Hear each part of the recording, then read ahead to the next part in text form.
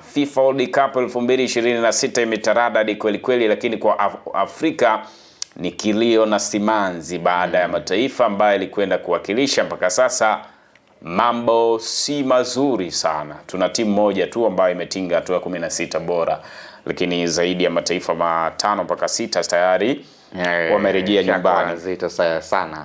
Kulikuwa na michezo siku ya jana, kwa maana majira ya saa 3 kulikuwepo na Uhispania dhidi ya Austria. Uhispania akishinda magoli 3-0 na kutinga hatua inayofuata, ambayo waliyapata mabao ya Uhispania akifungwa na Mikel Oyarzabal ambaye alifunga magoli 2, lakini pia Pedro Porro na akiingia kambani mara moja na kuiangamiza Austria. Huo ni mchezo ambao ulipigwa majira saa 3, lakini saa 8 kamili usiku wa manane, usiku wa kuamkia leo, tukashuhudia mtanange mkali kati ya timu ya taifa ya Ureno Portugal wakiwaalika Croatia. Mchezo ulimalizika kwa Portugal kuibuka na ushindi wa magoli 2-1, japo sintofahamu zilikuwa ni nyingi sana. Lakini imekuwa ndivyo hivyo. Bila shaka umeshuhudia mchezo huo na umeona kile ambacho kimejitokeza. Kupita sio shida, lakini shida kubwa ninayotaka tuizungumze ni the way wanavyocheza Portugal. Sahi. Inawezekana matumaini yakawa yanapungua kwa sababu hata huo ushindi wanaupata kwa kustruggle sana. Sahi. Ujue Portugal kabla ya michuano hii ya kuanza ni moja ya taifa ambalo lilikuwa linatazama kwa ukubwa wake, kwamba inawezekana likafanya makubwa, ikawa kwenye timu 4 ambazo zitafika pengine ya nusu finali yenyewe, na kuchukua ubingwa. Wengi wakidokeza kuhusiana na baadhi ya nyota kumaliza kutundika daruga kwenye vikosi vya timu ya taifa, wakimtaja Ronaldo kwamba inawezekana ikawa ni World Cup yake ya wanahitaji kumfanyia kitu cha utofauti cha utofauti. Lakini safari imekuwa ndivyo sivyo. Yani safari ya Ureno imekuwa kama haitabiriki hivi. Yani ni kama mashabiki wa Ureno kuna kitu kinakosa, yani wanakikosa. Sababu anza kutazama kwenye kundi namna ambavyo matokeo yalivyokuwa. Mchezo wa kwanza wanabanwa na DR Congo. Mchezo wa pili wanaenda kushinda, nafikiri walishinda goli 5 nafikiri. Goli 5 Ronaldo nafikiri alifunga mabao mawili. Game ya 3 wanatoa sare pia bila kufungana, nafikiri dhidi ya Colombia. Kwa hiyo unafuzu ukiwa na alama, nafikiri walikuwa na alama 4. Alama 5. Yes. Wakati Colombia ambaye alikuwa apewe nafasi ya kumaliza hata kwenye nafasi ya kwanza kwenye kundi ambalo alikuwepo Ureno, yeye ndo alienda kumaliza kwenye nafasi ya kwanza, Colombia akiwa na alama 7. Kwa hiyo kuna namna hivi Ureno ilikuwa inawanyima kitu mashabiki wake.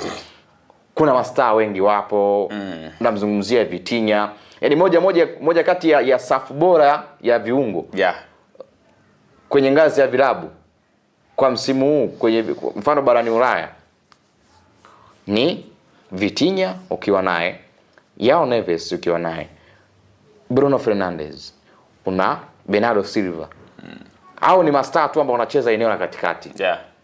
Eneo la pili la uwanja, si ndio hivyo?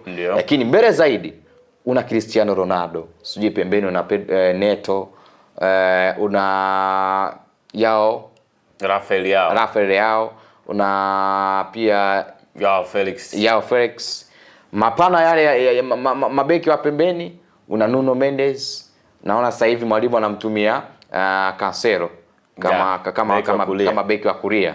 Kwenye bench na Dalot kwenye bench.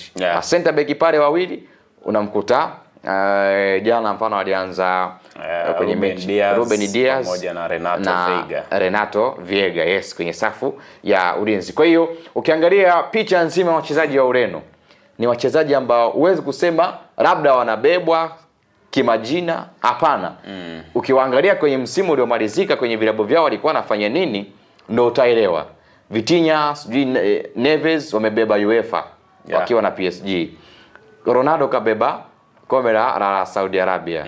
Nuno Mendes unawazungumzao. Cancelo kabeba ubingwa wa Spain akiwa na Barcelona. Lakini pia hata ile ni Copa del Rey. Yes, Copa del Rey. Yes, sahihi. Kwa hiyo wana wachezaji ambao binafsi ni wazuri.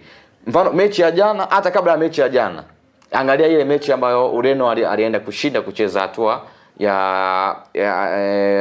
ile hatua anaenda kucheza 32 bora, ilikuwa dhidi ya Colombia. Yeah. Walikosa nafasi za wazi. Mechi ya jana wanatengeneza nafasi nyingi, wanashinda kuzitumia. Kwangu mimi naweza nikasema mwalimu wa timu ya taifa ya Ureno pengine ana kazi kubwa ya kupanga kikosi. Sababu na hapo ukiunganisha na swali langu hapa, kwa aina ya uchezaji wao wanavyo struggle, kile wanachokionyesha, umesema wanapoteza pia nafasi. Kombe la dunia umeshalitazama, umeshaona baadhi ya mataifa, almost mataifa yote umeshaona wanavyocheza. Unawaona wapi pia utaunganisha hapo? Nilikuwa nazungumza kwamba mwalimu wa timu ya taifa ya Ureno ana kazi kubwa ya kupanga kikosi, kwa sababu sana kazi kubwa. Mfano jana walianza wachezaji ambao tuliamini kwamba wanaweza wakaimaliza mechi mapema. Lakini hawakuweza kufanya hivyo. Wanatengeneza nafasi, wanazikosa. Bruno alikosa nafasi. Nafikiri Cancelo pia alikosa nafasi. Nuno Mendes alikosa nafasi kabisa. Ronaldo pia, lakini hakuonekana sana. Yes, unamzungumzia pia Rafael Leao na alikosa baadhi ya nafasi. Lakini angalia wanakuja kufungwa bao ambalo ni uzembe tu. Yaani walifanya kama walidelay hivi kufanya marking kwenye zoni yao ya ulinzi. Wanaenda kufunga vijana wa timu ya Croatia. Croatia kupitia kwa Perisic nafikiri. Anapata nafasi, anatazama golikipa yuko wapi, anatazama mabeki wanaomzunguka ni wangapi, anachagua engo, anafunga bao kabisa akiwa free kabisa. Lakini baada ya hapo mwalimu alifanya nini wa timu ya taifa ya Ureno? Narudi pale. Angalia sababu alizozifanya. Pengine watu wanaweza ni kama watu walishtuka hivi. Nafikiri tulikuwa tunaufuatilia kwa uzuri. Kuna baadhi pia ya mashabiki wa Ureno walishtuka kuona sababu ya wachezaji wanne kabisa zimepangwa. Mwalimu anafanya sababu ya wachezaji wanne kwa mpigo. Anamtoa sijui Vitinha, alitoa sijui baadhi ya wachezaji wengi aliwatoa. Hata Bruno alimtoa, akamtoa Pedro Neto, akamtoa Cancelo. Yes, Joao Cancelo. Akaingiza wachezaji wengine wapya. Ndio hapa ambapo tuliona sasa Ureno anaanza kupush walao. Wanapush na kuja kupata bao la kwanza kwa mkwaju wa penalty ambapo alisababisha Viega. Ambaye huyu ni mlinzi wakati alikuwa ameenda kuongeza nguvu kwenye eneo la mbele. Wakati inapigwa nafikiri ilikuwa kona. Yes. Wanapata mkwaju, anafunga Cristiano Ronaldo, bao ambalo liliwarejesha mchezoni. Wanaenda kuua mechi kwa bao la pili ambalo anafunga alifunga Goncalo Ramos anatokea kwenye bench. Inawezekana pia mabadiliko ya Ronaldo kwa dakika zile kuna baadhi pengine ya mashabiki hawakufurahishwa, lakini mwalimu aliona inatosha. Sababu kuna wakati timu ilikuwa inacheza na mzunguka Ronaldo. Wanafika kwenye boxi, wanamtafuta Ronaldo. Nuno Mendes ya nafasi walizozikosa pia. Nuno Mendes yeye na goalkeeper yeye na Rango anamtafuta Ronaldo. Kwa hiyo ikawa ni shida. Bruno yeye na goalkeeper na tafuta Ronaldo. Kwa hiyo baada ya kumtoa Ronaldo kaingia Goncalo Ramos ambaye nafikiri Goncalo aliingia kabla ya Ronaldo kutoka, kwa sababu sabu 4 za awali alitoka Pedro Neto. Yes, sabu 4 akatoka Joao Cancelo, akatoka Bruno Fernandes, akatoka Vitinha. Akaingia Bernardo Silva. Pia akaingia mlinzi wa pembeni Conceição. Pia akaingia na mlinzi wa pembeni Nelson Semedo ambaye anacheka na nafasi ya Cancelo. Yes, na kaingia Goncalo Ramos. Akaanza kutumia double striker sasa hapo. Baada ya hapo ndo akaja kumtoa Ronaldo, akaingia Ruben Neves. Yes, Ruben Neves. Kwa hiyo baada ya kuingia Goncalo Ramos akawapoteza sasa walinzi wa timu ya Croatia na viungo. Wakina Modric, lakini pia Kovacic, Van de Kova, shughuli ikaanza kuwa nzito zaidi. Nafikiri aliingia pia Virgil eneo la ulinzi. Yes, kwa upande wa Kolasha, lakini haikusaidia kwa sababu mwalimu alitumia double striker ambapo walishindwa wamkabe nani na kwa wakati upi, kwa sababu pale ni kama walikuwa wanachanganya, Ronaldo anaenda huku Goncalo anakuja hivi, kwa hiyo kumkabe ilikuwa ni shida. Lakini ndio tunasema jana pia walikuwa wanazungumza kuhusiana na experience na namna ya kuamua mchezo. Unaweza ukafanya kila kitu lakini ukosa baadhi ya vitu, shughuli imekuwa inaisha. Nafasi nafikiri ni nafasi moja kama sio mbili. Goncalo Ramos alipata nafasi chache sana kwenye zile dakika. Nafikiri ni hiyo. Akaenda kufunga bao. Yes, moja. Akaenda kufunga bao. Hapo ndio unaona umauchuad wa mchezaji, unaona pia experience ya mchezaji. Kwa hiyo hivyo, lakini sasa pia utamsifia na kocha pia sabu zililipa. Lakini kilichokuja kushtusha zaidi, zile dakika za nyongeza zilikuwa dakika 10. Zilikuwa za moto sana. Zinawaletea changamoto kubwa. Kubwa Ureno. Wanakuja kupata bao la pili ambalo lilikataliwa kwa msaada wa VAR Kolasha. Ukiangalia ile movement ya bao kukataliwa na zile sheria 17 zilivyo, ndio. Na kwa mazingira kama yale, nafikiri kwa mwamuzi alikuwa na pressure, pengine ilikuwa juu kwa dakika zile, sababu hata za nyongeza zilikuwa zimeisha. Zimeisha.